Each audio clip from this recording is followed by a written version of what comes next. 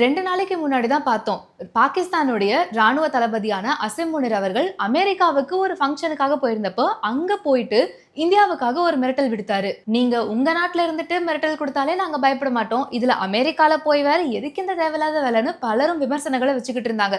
அதை தொடர்ந்து இப்போ ஒரு சம்பவம் நடந்திருக்கு. வணக்கம் and welcome to the show day to day with me DD. இன்னைக்கு நாட்டுல என்ன நடக்குதுன்னு தெரிஞ்சுக்கலாமா?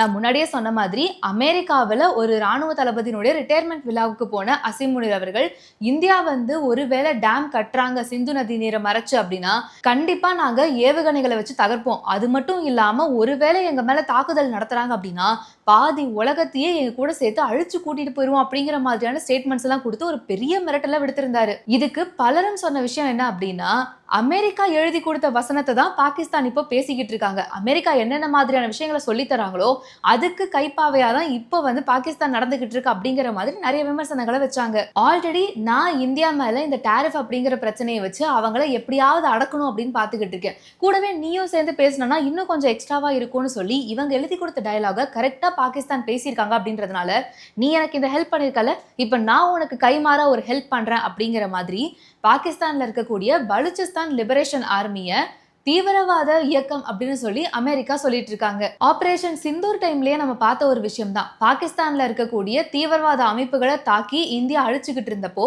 பலுச்சிஸ்தான் லிபரேஷன் ஆர்மி எங்களுக்கு பலுச்சிஸ்தானை தனி நாடா அறிவிக்கணும்னு அவங்களும் ஒரு பக்கம் போராட்டம் நடத்திக்கிட்டு இருந்தாங்க. பாகிஸ்தான் மேல தாக்குதல் நடத்திக்கிட்டு இருந்தாங்க. இதுக்கு சுத்தி இருக்க ஒரு சில நாடுகள் ஆதரவும் தெரிவிச்சாங்க. அது தொடர்ந்து இப்போ அமெரிக்கா தரப்புல என்ன சொல்லியிருக்காங்க அப்படின்னா, பலுச்சிஸ்தான் லிபரேஷன் ஆர்மி அப்படிங்கிறது பெரிய இயக்கம் எல்லாம் கிடையாது, அது ஒரு தீவிரவாத இயக்கம் அப்படிங்கிற மாதிரியான ஸ்டேட்மெண்ட் கொடுத்திருக்காங்க. இதுக்கு பலுச்சிஸ்தான் லிபரேஷன் ஆர்மி என்ன மாதிரியான பதில சொல்லியிருக்காங்க அப்படின்னா, பாகிஸ்தானுக்குள்ளதான் நாங்க இருக்கோம், நாங்க தீவிரவாத இயக்கம், அதாவது எங்களுடைய நாட்டுக்காக உரிமைக்காக போராடுறோம், எங்களை தீவிரவாத இயக்கம் அப்படின்னு நீங்க சொல்றீங்கன்னா தீவிரவாதிகளை இயக்கி அங்கே பயிற்சி கொடுத்து அவங்கள உருவாக்கிக்கிட்டு இருக்க பாகிஸ்தானை உங்களுக்கு எப்படி தோணுது, அவங்கள பத்தி நீங்க எந்த கருத்துமே சொல்ல மாட்டீங்களான்னு சொல்லி ஒரு பெரிய குற்றச்சாட்டை வச்சிருக்காங்க. இதை தொடர்ந்து இப்போ பலுச்சிஸ்தான்ல இருக்க மக்கள் எல்லாருமே பாகிஸ்தான் மேல பயங்கரமான கோவத்துல இருக்காங்க. நிறைய போட்டோஸை சோசியல் மீடியால ஷேர் பண்ணிக்கிட்டு இருக்காங்க. என்ன மாதிரி போட்டோஸ் அப்படின்னா, பாகிஸ்தானுடைய கொடியை வந்து கீழே போட்டு மிதிக்கிற மாதிரியும் பாகிஸ்தானே எங்களுக்கு வேணான்னு சொல்ற மாதிரியும் நிறைய போட்டோஸை இப்போ ஷேர் பண்ணிக்கிட்டு இருக்காங்க. சரி, இப்போ நம்ம தமிழ்நாட்டுக்கு வருவோம். தமிழ்நாட்டுல என்னென்ன விஷயங்கள் நடந்துட்டு இருக்குன்றத பாத்துடலாமா? நாமக்கல் மாவட்டம் கொல்லிமலையில ஒரு மாணவி ஒருத்தவங்க திண்டுக்கல்ல இருக்க கல்லூரியில படிச்சுட்டு வந்துட்டு இருக்காங்க. அதை தொடர்ந்து நேத்து அவங்க அப்பா கூட திண்டுக்கல் போறதுக்காக அந்த மாணவி சாலையில நடந்து வந்துட்டு இருக்காங்க. அவங்க அப்பா வாழவந்தி நாடு காவல் நிலையத்துல இருக்க காவல் அதிகாரிகள் எல்லாருக்கும் உணவு சப்ளை பண்ற வேலையை செஞ்சுட்டு வந்திருக்காரு. அந்த வழியா போன சிறப்பு உதவி ஆய்வாளர், நீங்க 2 பேரும் வாங்க, நான் உங்களை டிராப் பண்றேன் அப்படின்னு சொல்லி கூட்டிட்டு போயிருக்காரு. ஆனா ஒரு கட்டத்துல அவங்க அப்பாவுக்கு ஒரு எமர்ஜென்சி வேலை வந்துட்டதுனால அவர் பாதி வழியிலே இறங்கியிருக்காரு. கவலைப்படாதீங்க, நான் வந்து பொண்ணை வந்து சேஃபா டிராப் பண்ணிடுறேன் அப்படின்னு சொல்லி கூட்டிட்டு போயிட்டு கார்லயே வச்சு அந்த மாணவிக்கு பாலியல் தொல்லை கொடுத்திருக்காரு.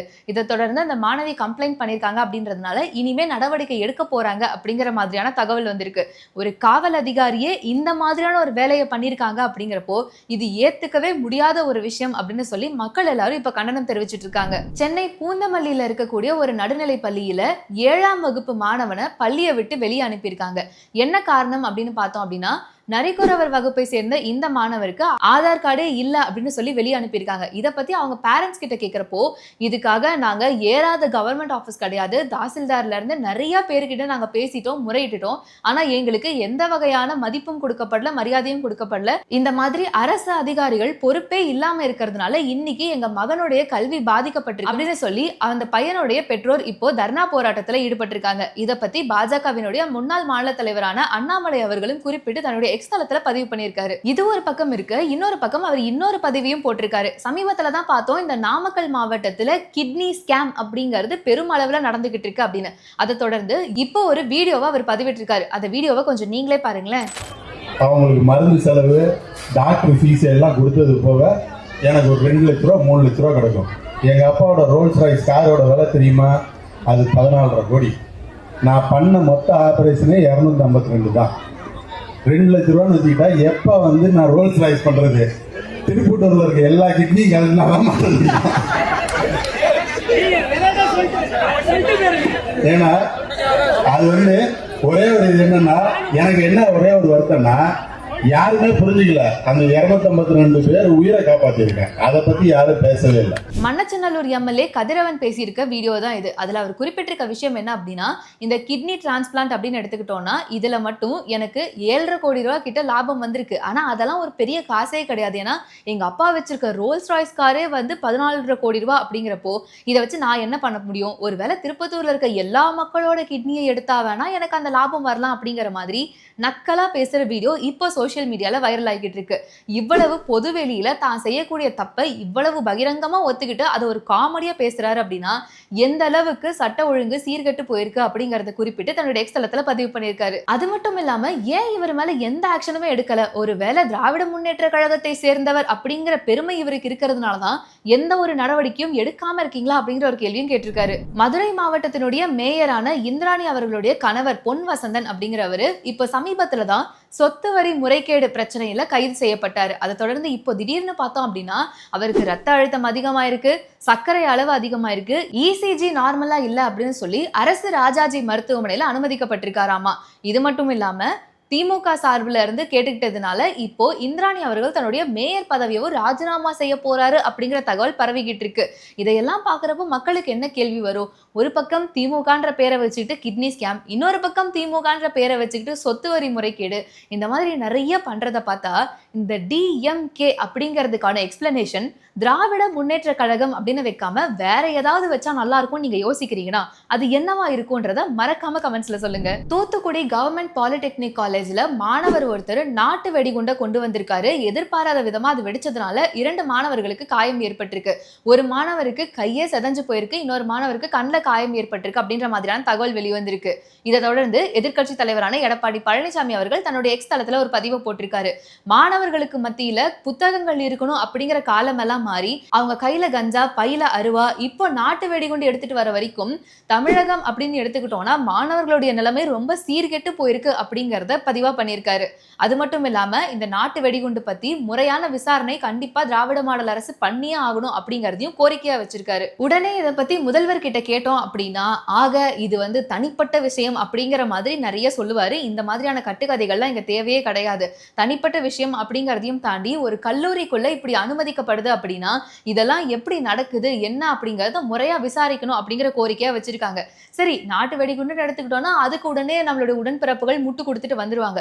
இன்னொரு பக்கம் காஞ்சிபுரத்துல மது மற்றும் கஞ்சா போதையில ஏற்பட்ட தகராறுல 22 வயசான மாதவன் அப்படிங்கிறவரை 17 வயசு பையன் தலையில கல்ல போட்டு கொண்டிருக்காங்க.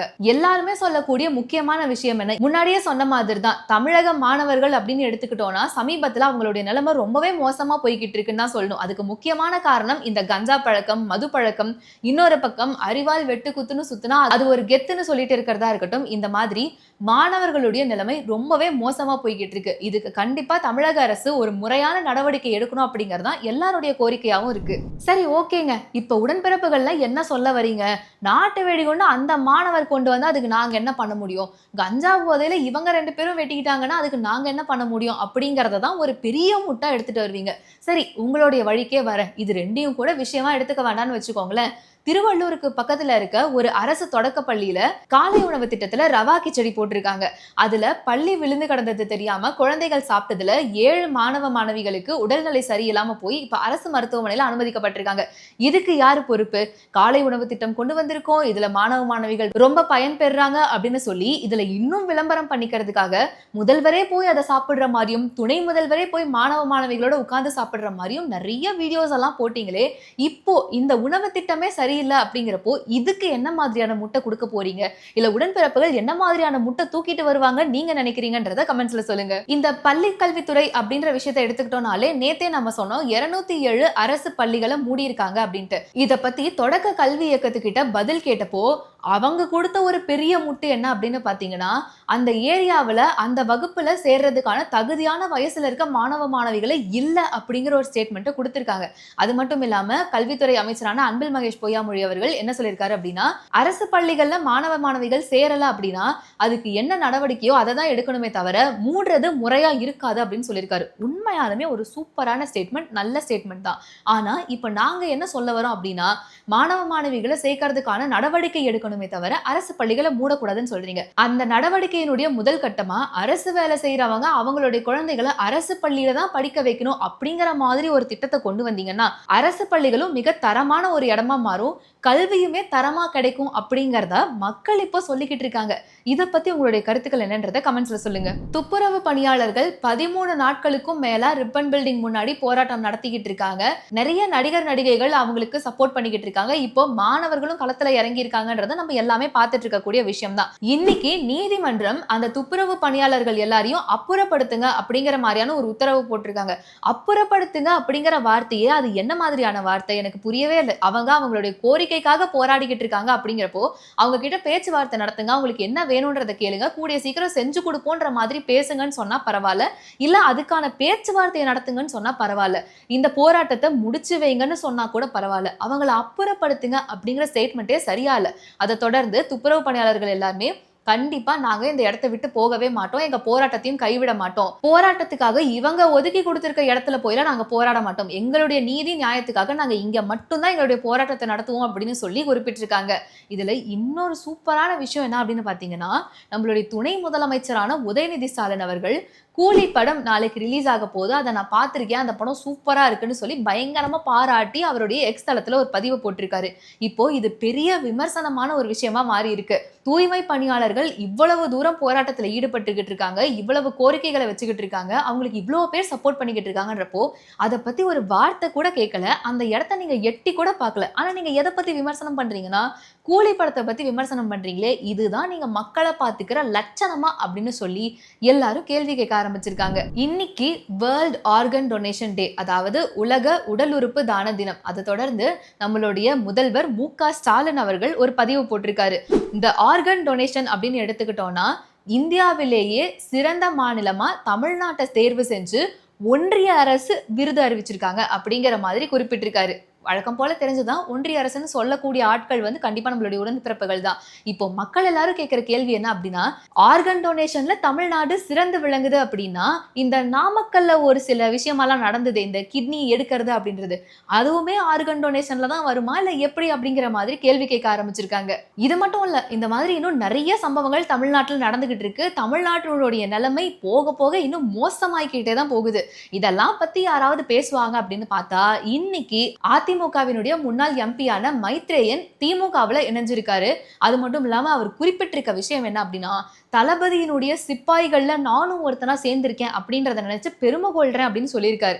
அதாவது இன்னைக்குதான் நீங்க திமுகவில் சேர்ந்தீங்க, முதல்வரை பார்த்த, முதல்வர் கிட்ட பேசின அப்படின்னு சொல்லியிருந்தா கூட பரவாயில்ல. இந்த வீடியோவை கொஞ்சம் நீங்களே பாருங்களேன். மண் மொழி மானம் காக்க ஓரணியில் என்ற தளபதி அவர்களுடைய ஆணைக்கிணங்க இன்றைக்கு தளபதி அவர்களுடைய தலைமையிலே திராவிட முன்னேற்றக் கழகத்திலே என்னை நான் நினைத்துக் கொண்டுள்ளேன். தமிழ்நாடு இன்றைக்கு தளபதி அவர்களுடைய தலைமையிலே மிகப்பெரிய முன்னேறிய மாநிலமாக திகழ்ந்து கொண்டிருக்கிறது. கல்வி, சமுதாய முன்னேற்றம், தனிநபர் வருமானம், பொருளாதார வளர்ச்சி என்று அனைத்து துறைகளிலுமே முன்னணி மாநிலமாக இருக்கிறது என்பது ஒன்றிய அரசுடைய பொருளாதார ஆய்வறிக்கை அதிலும் சரி, அந்தந்த துறைகளுடைய அறிக்கைகளிலுமே மிக தெளிவாக இருக்கின்றன. தமிழகம் இன்றைக்கு பல விஷயங்களிலே நம்பர் 1 மாநிலமாக இருக்கிறது. அடேங்கப்பா, மூச்சுக்கு 300 தடவை தளபதி தளபதி தளபதிங்கிறாருன்னா எந்த அளவுக்கு டெடிக்கேட்டடான ஒரு ஆளா இவர் இருப்பாரு அப்படின்றத பாக்குறப்ப ரொம்ப பெருமையா இருக்கு. அது மட்டும் இல்லாம திமுக எல்லா இடங்கள்லயும் வெற்றி பெறும் அப்படிங்கிற ஒரு முக்கியமான ஸ்டேட்மெண்ட்டையும் கொடுத்திருக்காரு. இவ்வளவு விஷயங்கள் தமிழ்நாட்டில் நடந்திருக்கு அப்படிங்கிறப்போ இவருடைய இந்த ஸ்டேட்மெண்ட்டை பத்தி நீங்க என்ன நினைக்கிறீங்க அப்படிங்கறத மறக்காம கமெண்ட்ஸ்ல சொல்லுங்க. இன்னும் இந்த மாதிரி நிறைய நியூஸை லைவ் அப்டேட்டா தெரிஞ்சுக்கணும் அப்படின்னா நம்மளுடைய பேசு தமிழா பேசு வெப்சைட் இப்போ ஆக்டிவா இருக்கு, அதுல போய் நீங்க பார்க்கலாம். அதனுடைய லிங்கை டிஸ்கிரிப்ஷன்ல கொடுக்கிறேன். டாடா பாய். ஒவ்வொரு மாதமும் 1 கோடிக்கும் அதிகமான பார்வையாளர்களை சென்று சேரும் பேசு தமிழா பேசு சேனலில் உங்கள் நிறுவனத்தை விளம்பரப்படுத்த வேண்டுமா? திரையில் தெரியும் எண்ணை இப்போதே தொடர்பு கொள்ளுங்கள். கருப்போடு அணிஞ்சிட்டு காலபைரவர் வழிபாடு, அதை தொடர்ந்து செய்து வர அவங்களுக்கு இந்த தோஷம் அடிபட்டு. அந்த பேரு பவர்ஃபுல்லாக இருந்தாக்கா இவங்க பவர்ஃபுல்லாக இருப்பாங்க. அந்த பேரு ஒரு பவர்லெஸ்ஸாக இருந்தால் இவங்க பவர்லெஸ் ஆயிடுவாங்க. பைரைட்டுங்கிறது ஒரு நல்ல சக்தி வாய்ந்த கல். இந்த கல்லை நம்ம பயன்படுத்தும் போது நமக்கு பணம் வரும். இந்த வடக்கு பகுதியும் கிழக்கு பகுதியும் ஒரு தொழில் நிறுவனத்திற்கு தவறாக அமைந்தால் மிகப்பெரிய அளவில் கடனை கொடுக்கும்.